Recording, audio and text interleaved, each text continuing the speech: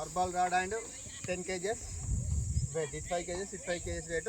ఈ మధ్యలో 5 kgs rod. Total this 15 kgs weight. దీన్ని ఎలా లిఫ్ట్ చేయడం, ఎలా హోల్డ్ చేయడం, ఎలా లిఫ్ట్ చేయడం తెలుసా? చూపి.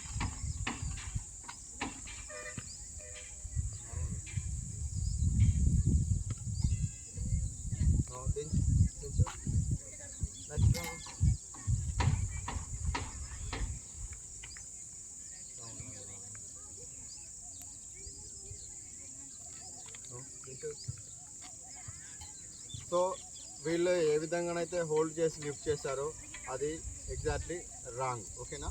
ఏంటిది వీళ్ళు హోల్డ్ చేసింది ఇప్పుడు రాంగ్ వే. మనం దీన్ని యాక్చువల్గా ఏ విధంగా హోల్డ్ చేయాలో ఒక సైంటిఫిక్ వే ఉంటుంది. ఆ విధంగానే హోల్డ్ చేస్తేనే మీకు ఎఫెక్టివ్ రిజల్ట్స్ ఉంటుంది.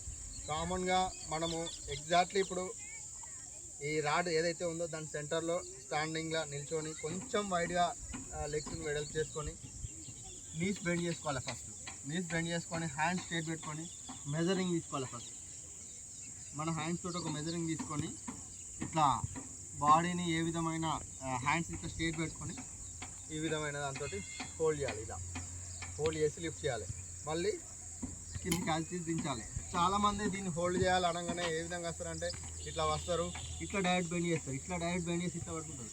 ఇట్లా డైరెక్ట్ బెండ్ చేయడం వల్ల మనకి ఏమవుతుందంటే ఈ స్పైనల్ అనేది దెబ్బతినే అవకాశాలు ఉంటాయి ఇట్లా డైరెక్ట్ లిఫ్ట్ చేయడం. సో ఎప్పుడైనా కూడా నీస్ బెండ్ చేసి మెజరింగ్ తీసుకొని ఈ విధమైన లిఫ్టింగ్ తోటే ఈ ఎక్సర్సైజ్ ఎప్పుడైనా చేయాలి. దీనికి సంబంధించిన ఏ ఎక్సర్సైజ్ అయినా సరే ఫస్ట్ రావడం, నీస్ బెండ్ చేయడం, మెజరింగ్ తీసుకోవడం, లిఫ్ట్ చేయడం, ఈ విధంగానే ఈ ఎక్సర్సైజ్ చేయాలి. Okay thank you.